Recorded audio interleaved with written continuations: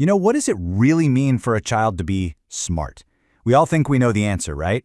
But today we're going to challenge some of the most common and honestly most misleading ideas about what intelligence in kids actually is. So let's get right into it. So let me ask you, straight up, is your child smart?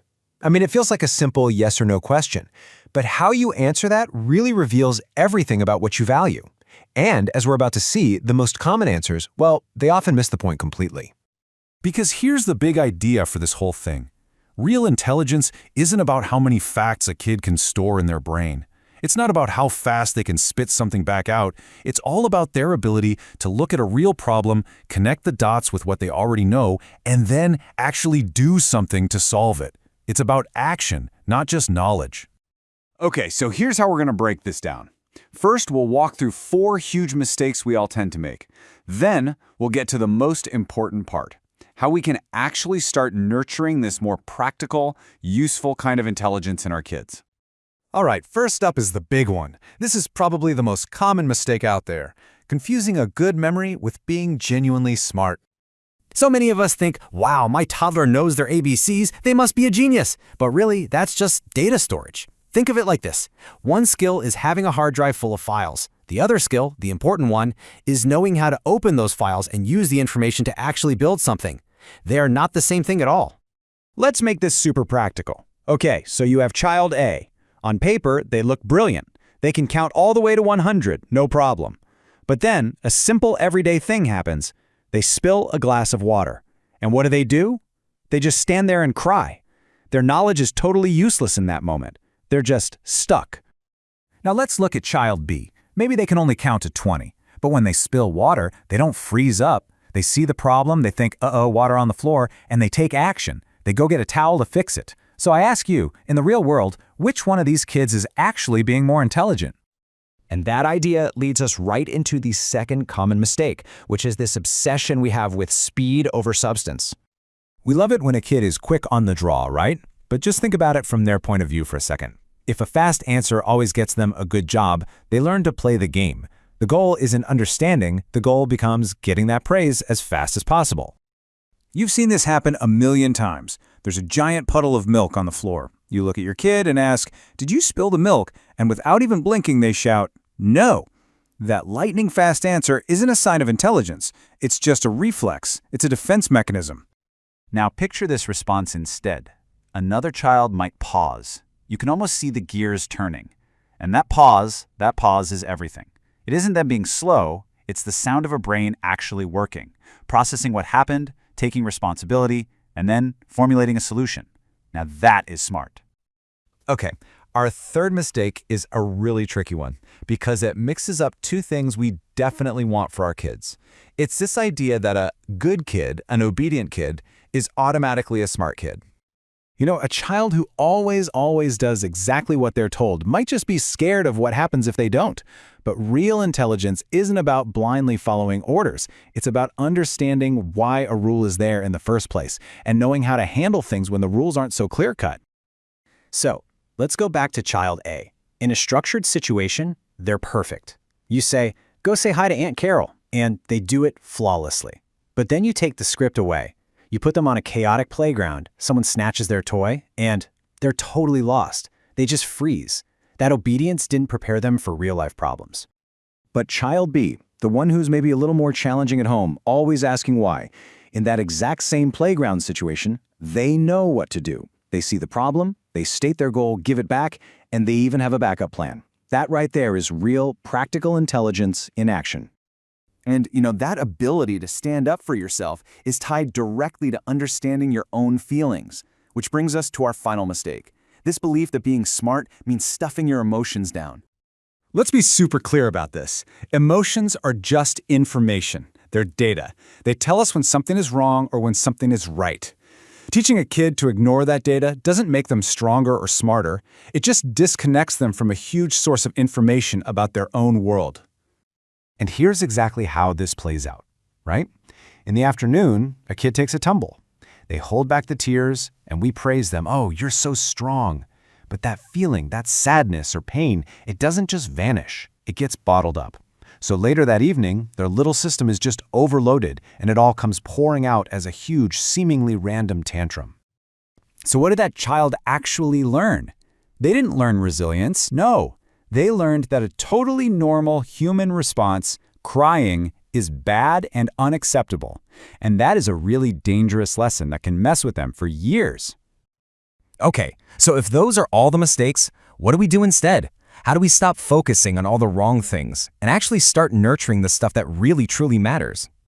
So, just to recap, we now know what real intelligence isn't. It's not just memorizing things, it's not being the fastest, it's not about blind obedience, and it's definitely not about pretending you don't have feelings. It's something much, much deeper. And this is it. This is the one shift in perspective that changes everything. Stop praising the memorized fact and start praising the process. Praise the messy, clumsy attempt to clean up a spill. Praise the thoughtful pause before they answer a tough question. Praise the courage it takes to solve a fight on the playground. Because that is where true intelligence is actually born and raised. So I'm just going to leave you with this one question to think about today. What are you going to choose to praise? The perfect recitation or the brave, messy attempt to solve a real problem? The quick answer or the thoughtful pause? Because the kind of intelligence you're going to grow in your child, it all starts with that choice. So, to really get to the heart of what true intelligence looks like, we've got to clear up some of that confusion first. Let's start with these 3 common ways we might be getting it wrong. Okay, first up is a big one. It's when we focus only on a child's behavior while completely ignoring their physical and emotional state. The best way to think about it is like a battery. When that battery's full, a kid has all the energy they need to learn and grow. But when that battery is drained, well, that's when they're much more likely to act out. I mean, we've all been there, right? Your child, who was a little angel just yesterday, is now flat out refusing to put on their shoes. Our immediate thought is that they're being defiant or just stubborn, but the reality is usually so much simpler, and it has almost nothing to do with their willingness to cooperate. Let's use a super common example. Yesterday, your kid proudly got dressed all by themselves. Huge milestone. But today, that exact same task causes a complete meltdown. So what changed? Well, to figure that out, let's just take a quick peek at their log for the morning. And what's really interesting here is when you look at that log, you see a clear pattern of stress.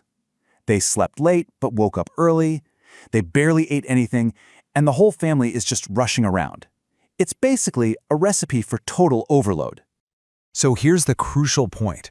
Their brain has zero spare capacity for a complex skill like getting dressed. It's not that they've suddenly become less smart or more defiant. No, their battery is simply empty. The big takeaway here is that a child's state almost always matters more than their behavior. Okay, let's move on to the second mistake, which honestly often happens because of the first one. This is when we unintentionally turn our child's intelligence into our own personal honor project. Of course, we tell ourselves we're just doing what's best for them. And we are. But it's also really easy to fall into this trap where we start linking their performance to our self-worth as parents. You know that little pang of pride you feel when your kid does something amazing? Well, we've also all felt that little sting of disappointment when they don't. And this can show up in these tiny, almost unnoticeable moments. A little sigh of disappointment when they stumble over a word. A casual comment comparing them to their friends. A helpful suggestion that they should have done something differently. These little things, they carry a really heavy weight. And before you know it, the child starts asking these heartbreaking questions, just like this one. You can see their whole focus has completely shifted. It's not about the task anymore. It's about managing their parents' feelings. And this just illustrates the consequence perfectly. The child isn't learning to understand the world anymore. They're learning to perform just to feel emotionally safe and to get that approval. So real intelligence gets pushed aside by anxiety. The takeaway? We have to separate our own egos from our children's learning. All right, on to our third misunderstanding.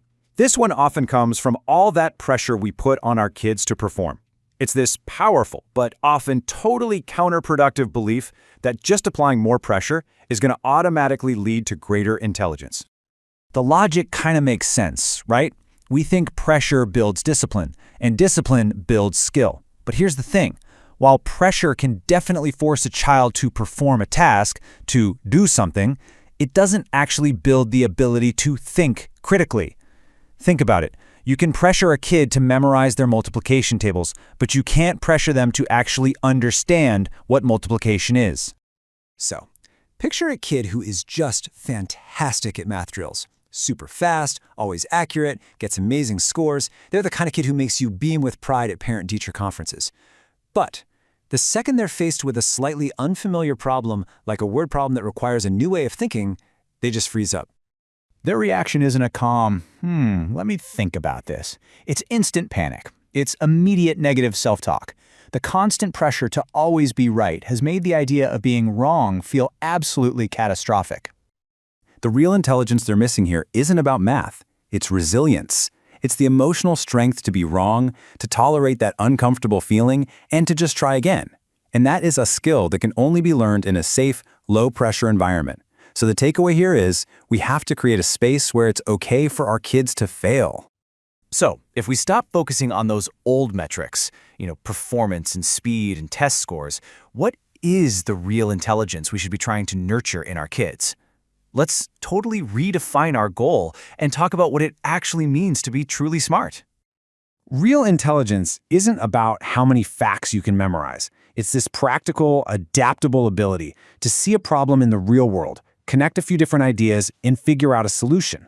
It's about being able to think on your feet and roll with the punches. So what does that look like? Well, it looks like trying a new approach when the first one doesn't work, like when their block tower keeps falling over so they try a different design. It looks like recognizing they're frustrated and taking a break. It's taking initiative, like grabbing a cloth to clean up a spill without being asked. Or it's advocating for themselves, using their words, or getting a teacher the help. These are the skills of a truly intelligent person. Let's wrap this up with a really simple but powerful thought. It's a fundamental shift in perspective that can honestly change the way we parent. That practical, resilient, problem-solving skill, that is the intelligence that's going to serve them for their entire life. So, what if we started noticing and praising that instead?